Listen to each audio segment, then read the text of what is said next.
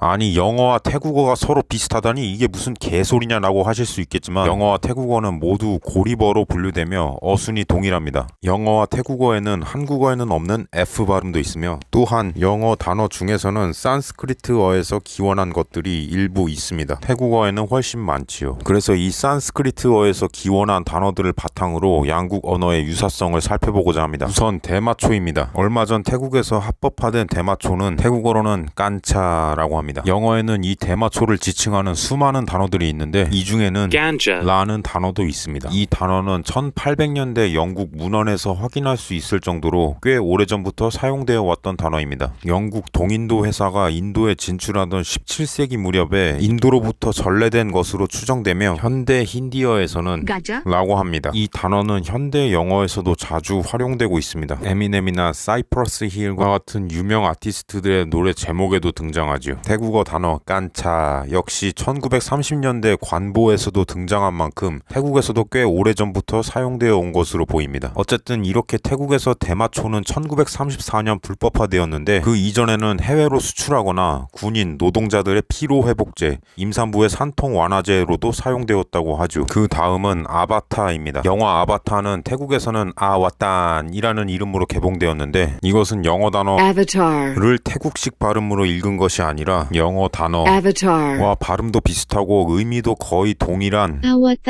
이라는 단어가 태국어에 원래 이미 존재했던 것입니다. 인간 세상에 내려온 힌두교 신의 화신이라는 뜻의 아바타는 힌두교 3대 신 중 한 명인 비슈누의 아바타가 가장 잘 알려져 있는 듯 합니다. 이 비슈누의 아바타는 라마 6세 국왕 저서에서도 소개됩니다. 태국에서 오래전부터 사용하던 단어라는 사실을 알 수 있죠. 라마 4세 국왕이 장명했다는 방콕의 풀네임에도 이 단어가 들어갑니다. 현대 태국어에서도 화신 혹은 온라인 캐릭터, 다른 아이디, 차명 아이디 등을 일컫는데 사용됩니다. 영어권에서는 미국에서 1960년대 말 아바타라는 이름의 지하신문이 있었고 1979년 같은 이름의 RPG 게임이 미국에서 제작되기도 하였죠. 그리고 1986년 미국에서 나온 헤비텟이라는 게임에서 플레이어의 분신이라는 의미로 사용되면서 오늘날 흔히 알고 있는 그 의미가 널리 퍼진 듯합니다. 어원은 산스크리트어이며 현대 힌디어에서는 라고 합니다. 다음으로는 태국어 인사인 스와띠입니다. 익히 알려져 있듯이 이 인사는 1943년 태국 정부에서 인위적으로 지정한 인사이고 사람들 사이에서 자연적으로 발생한 것이 아닙니다. 이 인사말을 처음으로 고안한 줄라롱건 대학교 문과대학의 브라야 우파키실라빠산 교수는 산스크리트어 스와스티카의 앞부분에서 스와띠의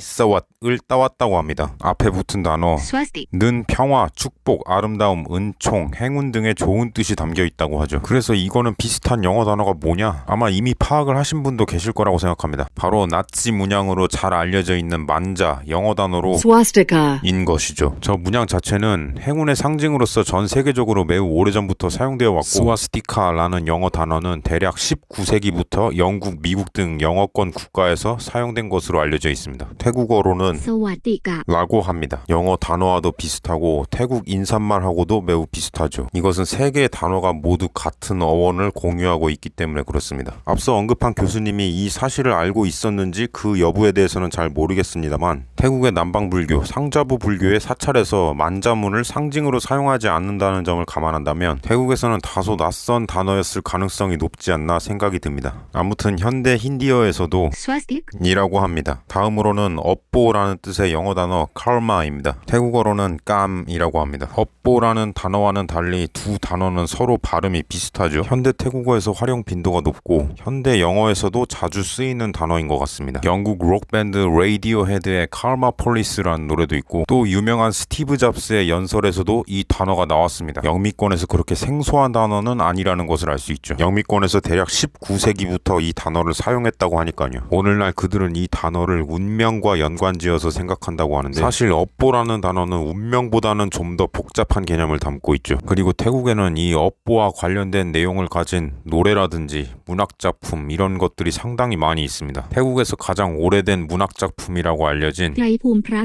에서도 착한 일을 하면 극락에, 나쁜 짓을 하면 나락으로 떨어질 것이라는 업보를 강조하였죠. 그리고 태국어에는 이 업보, 깜이라는 단어에서 파생된 어휘도 상당히 많이 있습니다. 그만큼 태국 문화에서 큰 비중을 차지하고 있는 개념이라고 볼 수 있겠죠. 영어의 karma 그리고 한국어의 업보라는 단어보다 훨씬 더 중요한 문화적 의미를 가지고 있는 것이죠. 아무튼 산스크리트어에서 유래된 이 단어는 현대 힌디어에서는 이라고 합니다. 소개한 단어들 이외에도 미국 밴드 이름으로도 유명한 너바나라든지 아니면 영어에서 아주 가끔씩 쓰이는 단어 구루라든지 각각 태국식 발음으로는 니판 그리고 크루 라고 하죠. 아무튼 각각 오늘날 힌디어에서는 니르반 구루 라고 합니다. 이런 식으로 영어와 태국어에서 같은 어원을 지닌 많은 단어들이 유사한 형태로 남아있을 것이라고 생각합니다. 그런데 이런 단어들도 있습니다. 태국어에서 자동, 오토매틱을 뜻하는 단어는 아따노마 입니다. 이 단어의 어원은 산스크리트와 관계가 깊은 빨리어에서 비롯되었으며 영어 단어과 automatic,